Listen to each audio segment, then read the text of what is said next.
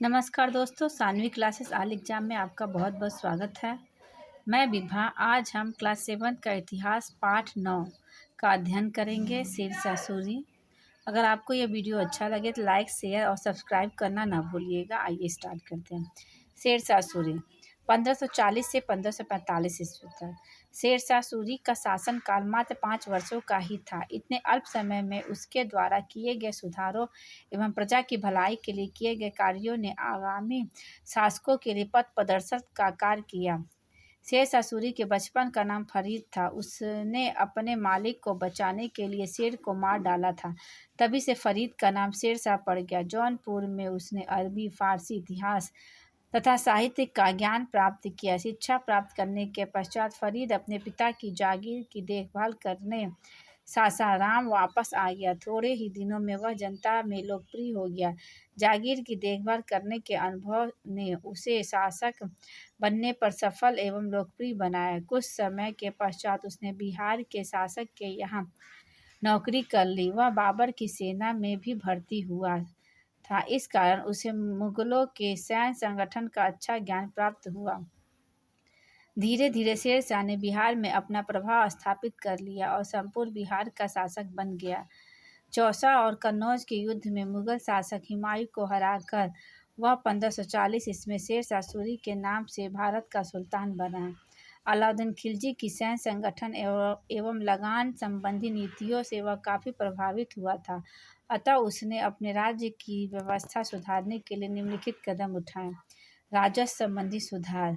उसने भूमि की विविधता के आधार पर अलग अलग लगान निर्धारित किए।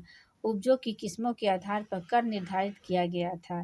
भूमि की नाप पटवारी द्वारा रस्सी से की जाती थी। नाप की इकाई गज थी। किसान भूमि का विवरण सरकार को लिखित रूप से देती थी, जिसे कबूलियत कहा जाता था। इससे किसानों का संपर्क सीधे सरकार से होने से उसका उत्पीड़न बंद हो गया। नकद रूप में कर देने का आदेश था। अकाल अथवा संकट के समय फसल का नुकसान होने पर सरकार द्वारा उसकी क्षतिपूर्ति की जाती थी। उसने राज्य और किसानों के बीच सीधा संबंध स्थापित किया, जिसे रैयतवाड़ी व्यवस्था कहते हैं। सैन्य संगठन एवं चुस्त प्रशासनिक व्यवस्था। सैनिक शक्ति बढ़ाने के लिए अपनी सेना का गठन किया। डाक व्यवस्था के लिए डाक चौकी होती थी। यहाँ से डाक घोड़े द्वारा पहुँचाई जाती थी। अधिकारियों को नियमित रूप से वेतन दिया जाता था। कोई भी व्यक्ति सीधे शेरशाह से मिल सकता था। यह है शेरशाह सूरी का प्रशासन। विभाजन। केंद्र प्रशासन केंद्र सूबे में बटा था। सूबा सिख में बटा था, जो कई परगनों से मिलकर बनते हैं। परगना कई गांवों से मिलकर बना रहता था। और ग्राम प्रशासन।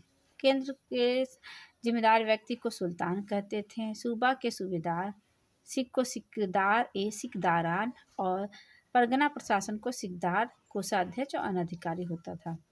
मुकद्दम मुखिया, पटवारी या चौकीदार होता था। इसका आप स्क्रीनशॉट ले सकते हैं। प्रजाहित के कार्य। शेरशाह सूरी ने प्रथम सड़कों एवं सरायों का निर्माण कराया।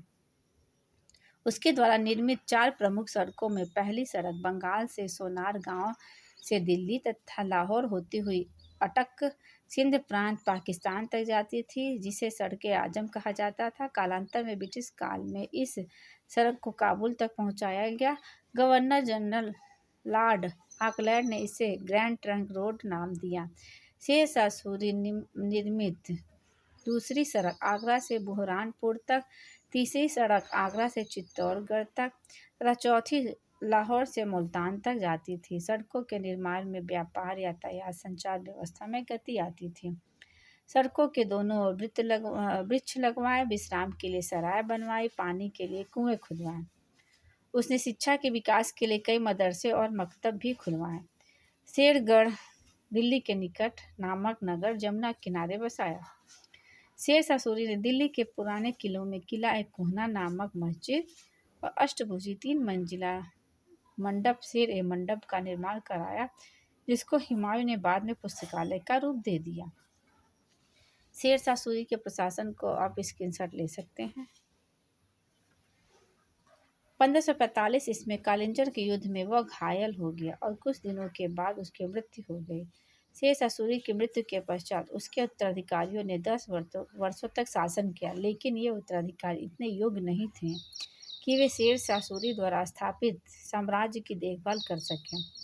सासाराम बिहार में स्थित शेरशाह सूरी का मकबरा स्थापत्य कला का सुंदर नमूना है। यह उसने अपने जीवन काल में ही निर्मित करवाया था। ये देखिए, बिहार में सासाराम में स्थित शेरशाह सूरी का मकबरा। इसी के साथ ही ये वीडियो समाप्त होता है।